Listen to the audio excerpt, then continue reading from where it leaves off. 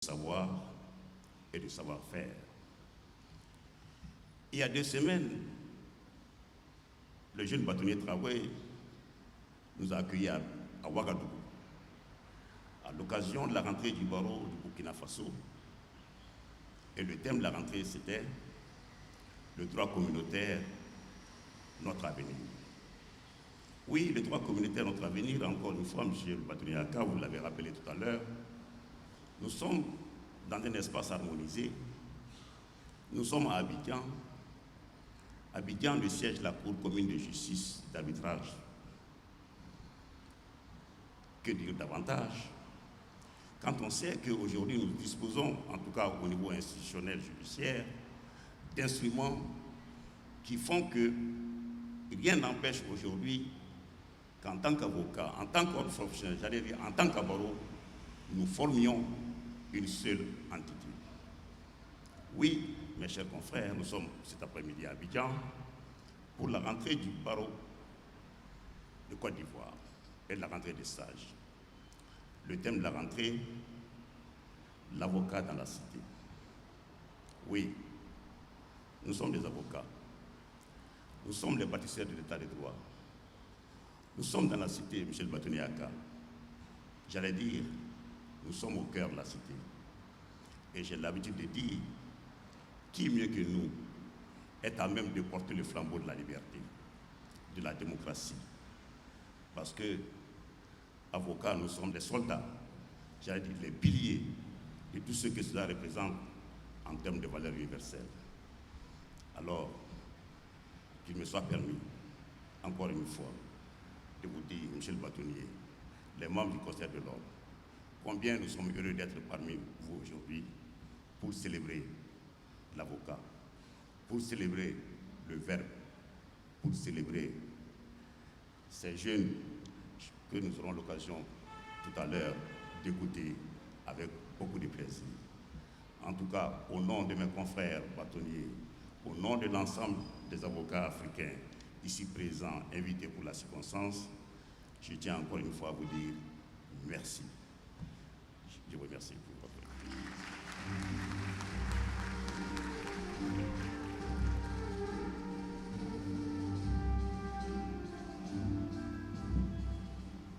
Monsieur le bâtonnier Eric Kapana est demandé à la balle. Je n'ai pas écorché votre nom.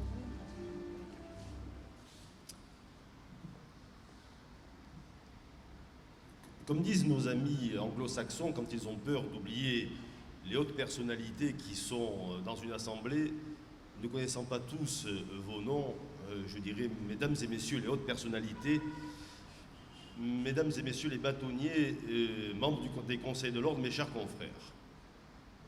Effectivement, il y a quelques mois de cela, je faisais la connaissance du bâtonnier de Côte d'Ivoire à Marseille alors que j'étais bâtonnier désigné et je lui promettais que le jour où je prendrai mes fonctions, ça serait un honneur pour moi de venir représenter mon barreau au barreau d'Abidjan. Comme il le dit, je suis un homme d'engagement, un homme d'honneur et donc je tiens mon engagement.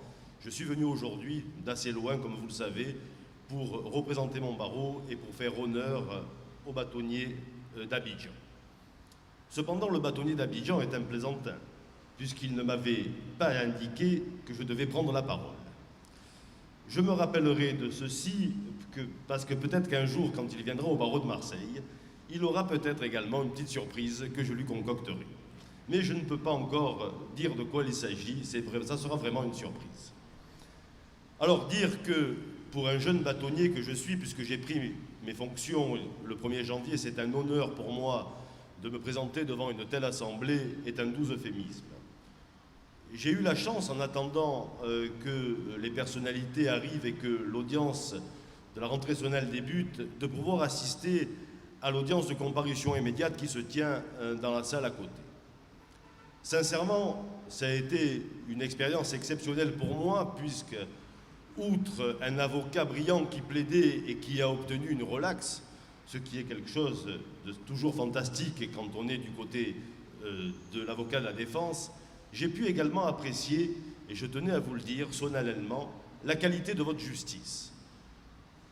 En France, malheureusement, trop souvent, les justiciables sont condamnés, souvent parce qu'ils le méritent, parfois à tort également, mais souvent ils sont condamnés, les magistrats leur infligent la sanction et ils repartent penauds sans avoir compris pourquoi ils étaient condamnés. Ici, j'ai pu assister à une décision de relax rendue par un collège de magistrats qui a pris le soin d'indiquer aux prévenus, relaxés donc, pourquoi il avait été relaxé, pourquoi le droit ne s'appliquait pas, pourquoi la répression que l'on voulait lui infliger ne s'appliquait pas. Ceci est le socle d'une véritable justice. Le justiciable doit effectivement savoir pourquoi il est condamné, mais le justiciable doit également savoir pourquoi il est relaxé. Et j'ai trouvé de très bonnes factures que des magistrats expliquent à des concitoyens pourquoi ils sont relaxés. De la même manière, je trouve qu'il est particulièrement intéressant pour un pays qui se veut, et celui que je représente aujourd'hui, le barreau de Marseille, le barreau des droits de l'homme et le barreau de l'exemplarité de la défense et de l'exemplarité, je dirais, à beaucoup de niveaux, au niveau de la justice. De voir ce qui s'est passé aujourd'hui, sincèrement, le barreau de Côte d'Ivoire n'a rien à envier dans ses qualités au barreau de Marseille, au niveau des plaidoiries. J'ai trouvé ceci de très très bonne facture. Alors, monsieur le bâtonnier, je vous le disais, c'est un honneur d'être présent, et c'est un honneur qui est encore plus renforcé par le fait d'avoir pu faire la connaissance des bâtonniers de l'Ouest africain qui, outre une sympathie qui me semble très naturelle chez eux, sont des gens de grande qualité et qui m'ont permis effectivement d'apprécier que le droit est quelque chose de très important ici, que l'avocature est quelque chose d'encore plus important, et qu'effectivement, comme vous l'avez dit, il n'y a pas de frontières, il n'y a pas de mer, il n'y a pas de montagne qui sépare les avocats. Nous portons tous la même robe, et c'est une chose importante qu'il faut savoir perdurer dans le temps, dans l'avenir. Il y a quelques semaines de cela, mon mandat m'a conduit à me rendre au barreau d'Istanbul, puisque certains de nos confrères étaient poursuivis. J'ai pu faire la connaissance du bâtonnier du barreau d'Istanbul, avec qui, par chance, car il parlait très bien le français, j'ai pu m'entretenir. Et vous savez, il y a des avocats dans le monde qui sont malmenés. Il y a le bâtonnier d'Istanbul qui est malmené parce que la justice en Turquie n'est pas exceptionnelle, n'est pas exemplaire. Et pour un pays qui voudrait rentrer dans l'Union européenne, je pense qu'il y a encore beaucoup de progrès à faire. Et le bâtonnier d'Istanbul me disait, vous savez, monsieur le bâtonnier Campana, outre le fait d'être venu pour m'accompagner, le fait que vous soyez là a pour nous, avocats au barreau d'Istanbul, un rayonnement important. Quand vous êtes là, les magistrats, le pouvoir, regardent à deux fois avant d'engager des poursuites contre les magistrats. Ceci rejoint le propos que vous teniez il y a quelques instants et que tenait Madame la représentante du bâtonnier de Paris et mon homologue du barreau du Mali. Les avocats, c'est un seul et même peuple. Quand un avocat est en danger quelque part, quand un avocat a besoin de nous quelque part, il faut être solidaire, que l'on soit africain, européen ou sud-américain. Voilà les quelques mots que je voulais échanger avec vous, mais n'oubliez pas le début de mon propos, pensez à la surprise que je vous ferai dans quelque temps.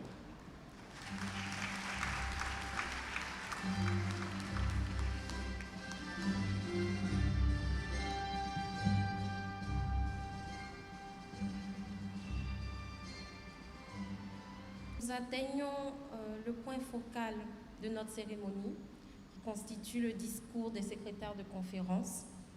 Alors cette année, le jury a désigné comme deuxième secrétaire de conférence Maître Kwabena Kwame et comme premier secrétaire de conférence Maître Likane Joël.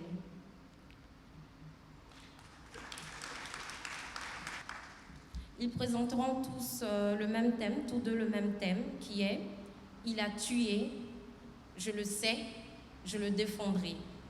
Maître Kwabena Kwame, votre jury est prêt. On espère que vous obtiendrez l'acquittement pour votre client.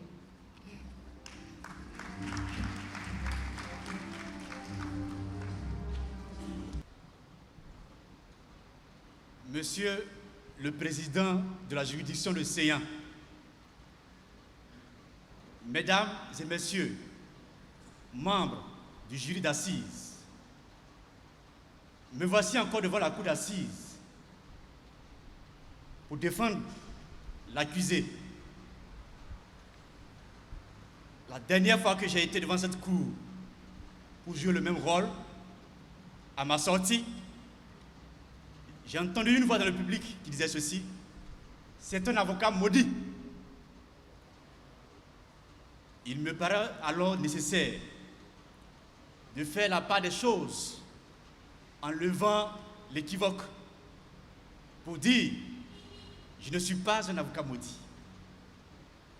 Je suis à la fois le symbole et l'instrument qui garantit à l'homme la quiétude face à toute adversité. Car en moi et sur moi repose la plénitude des attributs de la défense. Mes outils favoris sont la science et la parole. Je suis un avocat. À vous qui êtes prompts au jugement et à l'étiquetage, vous donnez une sentence avant même d'avoir jugé. Votre méthode est restée immuable à tous les âges. On vous reconnaît par le fruit amer de vos critiques osées. C'est à vous que je m'adresse. Vous qui avez l'art de déconstruire ma réputation en toute allégresse.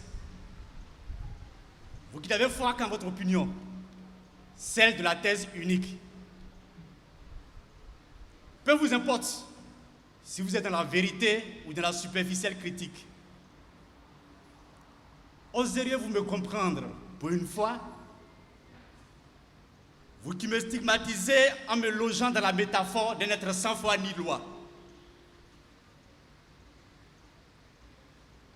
Vous m'avez attribué la marque de celui qui défend les causes tordues. On vous entend souvent dire que j'ai tout perdu, que je suis même perdu. Vos yeux m'agacent, vos regards m'intriguent, vos murmures accusateurs surplombent les grâces de ceux qui m'aiment. Je sens alors le devoir de vous faire comprendre le sens de mon sacerdoce pour espérer échapper à votre enfer. Oui, il a tué. Je le sais. Mais qu'entendez-vous par tuer? C'est ôter la vie à quelqu'un? Me répondrez-vous. Certes. Mais est-ce toute la richesse du vocable tuer? Quoi qu'il en soit, votre facile réponse hâtive ne me surprend guère. J'en suis habitué. Pour ce qui relève de votre méthode et de votre conception des choses. C'est d'ailleurs par cette conception des choses que certains comme vous ont tué Socrate.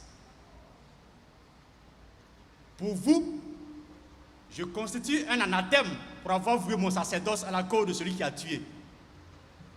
Mais accordez-moi juste une trêve, juste le temps de lever cet équivoque si amer. Accordons-nous sur le postulat selon lequel celui qui a tué n'a pas moins de droits que quiconque. Ce postulat sera le commencement d'une convergence amiable vers les principes les plus basiques de la communauté humaine. Inutile de vous citer l'article 7 de la Déclaration universelle des droits de l'homme, qui indique « Tous sont égaux devant la loi et ont sans distinction droit à une égale protection de la loi. » Félicitations. Inutile de faire mention de la Charte africaine des droits de l'homme et des peuples, qui fait une quasi-reprise de ces dispositions.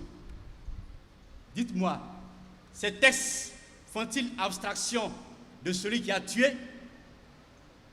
Ou alors sommes-nous tombés de plein pied dans la vallée de la loi d'Italion pour que l'on pense avec cynisme que les meurtrissures de celui qui faute apaiseraient le cœur de la victime?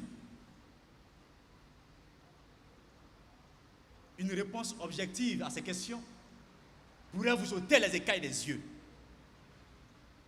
Sinon, vive la vendetta.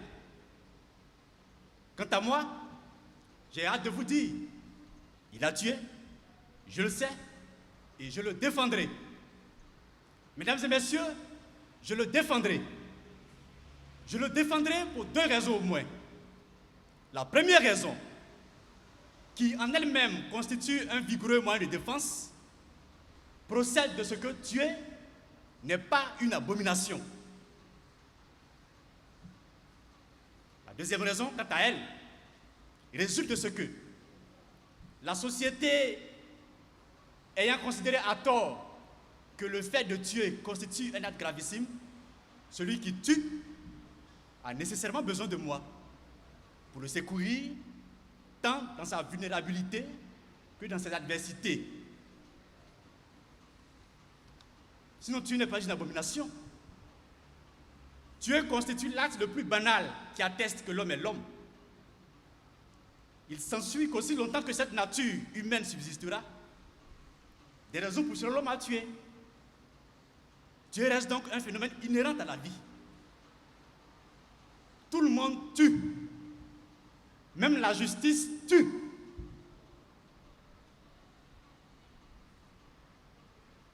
L'homme possède une nature originale que la société tente vainement de camoufler à travers ses règles. Mais en vérité, l'homme est un animal social, comme le dit Aristote. Mais l'animal qu'est l'homme essaie de se démarquer des autres animaux de la jungle en se fabriquant des coefficients non moins enjoliveurs. Le premier de ces maquillages reste la loi, que Montesquieu qualifie à juste titre comme étant la raison humaine. Viennent ensuite les autres trouvailles, telles que l'habitat, l'habit, la machine, etc.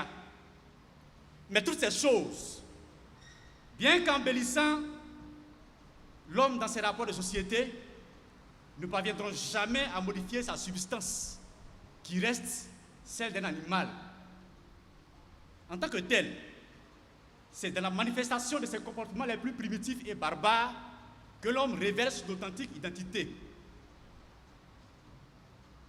N'ayez pas la prétention de connaître l'homme. Ne croyez pas connaître l'homme si jamais vous ne l'avez vu à l'œuvre.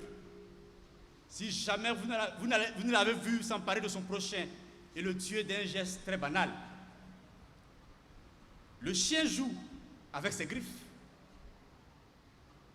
Cela peut entraîner la mort d'une souris. Le chat fait la même chose. Il s'ensuit le même résultat. L'homme à son tour joue en tuant et cela est inné. Dès le départ, Caïn n'a-t-il pas tué Abel? Croyez-moi, Sigmund Freud avait toute la révélation de la nature humaine quand il estimait, et je cite, que l'homme est tenté de satisfaire son besoin d'agression aux dépens de son prochain, d'exploiter son travail sans dédommagement, de l'utiliser sexuellement sans consentement, de s'approprier ses biens, de l'humilier, de lui infliger des souffrances, de le martyriser et de le tuer. Il en résulte que tuer fait partie des réflexes innés et barbares de l'homme. Pourquoi donc êtes-vous souvent surpris lorsqu'il parvient d'un geste facile à ôter la vie à son prochain? L'homme n'est-il pas un loup pour l'homme? Si ce n'était le cas, comment un enfant de 8 ans parviendrait-il à tuer son père et sa mère à l'aide d'un simple couteau de cuisine? Parricide, matricide, fratricide, infanticide constituent un jeu auquel l'homme s'adonne d'un simple tour de main. Assurément, si l'homme parvient à tuer aussi facilement qu'il le désire, c'est bien parce que tuer est le propre de l'homme. Pourquoi donc lui en vouloir lorsqu'il parvient d'un geste facile à ôter la vie à son prochain? Ne vous en étonnez donc pas si je le défends. Demain, ce sera certainement votre tour de bénéficier de mon secours. Car vous êtes comme lui. Vous êtes tous des tueurs, fils et filles de tueurs, eux-mêmes tueurs d'origine et tueurs par destination. Mais soyez rassurés, ce n'est la faute à personne il en est ainsi dans la disposition des choses. D'où il suit que tuer n'est pas une abomination. Dès lors, si l'homme tue, c'est bien parce que des raisons le poussent à tuer. L'existence de l'homme ne peut se concevoir sans qu'il tue. Il est de la nature de l'homme de tuer. Je vous parle de l'homme, l'homme poussière, l'homme créature, l'homme animal, l'homme d'instinct au destin tueur. Il tue en tout lieu et en tout temps. Un peu comme le fauve dans la faune.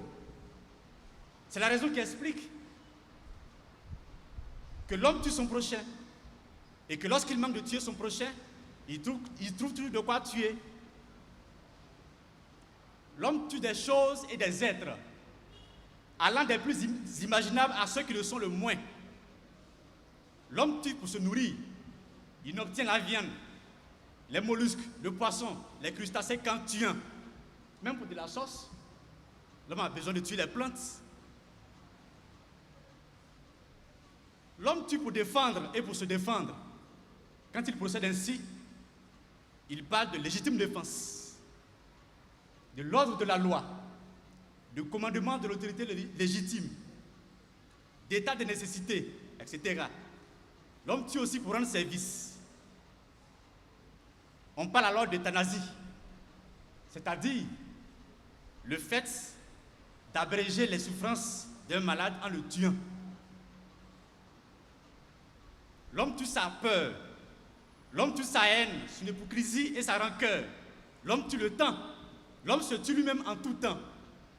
Il se pend comme Judas Iscariote. Il se fait harakiri comme un arabe. Il s'empoisonne comme Pharaon. L'homme se tue lui-même encore en domptant son propre être par l'acceptation volontaire d'une discipline qui lui est externe. L'acceptation d'une discipline extérieure à l'homme, par celui-ci, constitue en effet un acte de renonciation à soi-même par l'acceptation d'une raison qui est autre que sa propre raison. Or, la raison, ou le cogito ergo sum de René Descartes, constitue l'essence même de l'homme. Il s'ensuit que l'abandon volontaire d'une telle raison au profit d'une autre est l'écho d'une mort qu'on se donne à soi. Ainsi, l'homme se tue en société en s'imposant des lois. L'homme se tue en religion en acceptant la discipline d'un être suprême. Rien de ce que l'homme fait ne peut donc se faire sans qu'il tue. L'homme a-t-il besoin de vivre en société? Il lui faut tuer. A-t-il besoin de la religion? Il lui faut encore tuer. Il lui faut même se tuer.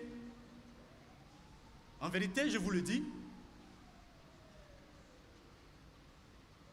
Dieu procède d'une pulsion naturelle chez l'homme. Croyez-moi, c'est par erreur et par pure méconnaissance de la nature humaine que Dieu devient à vos yeux un sacrilège historique. Celui qui tue accomplit un geste purement naturel. C'est donc à tort qu'il vous vient à l'idée de le mettre dans les chaînes. La justice ne me dirait pas le contraire, parce qu'il lui arrive aussi de tuer. Oui, la justice tue. Attention, je ne juge personne devant le monde. Ce n'est guère mon rôle, c'est le vôtre, messieurs les justiciers. Je ne suis qu'un tribun, un simple tribun rempli de sciences justes. Ma mission, c'est de parcourir tribunes et barres des tribunaux pour faire pâlir la tribulation de ces êtres qui titubent devant l'impitoyable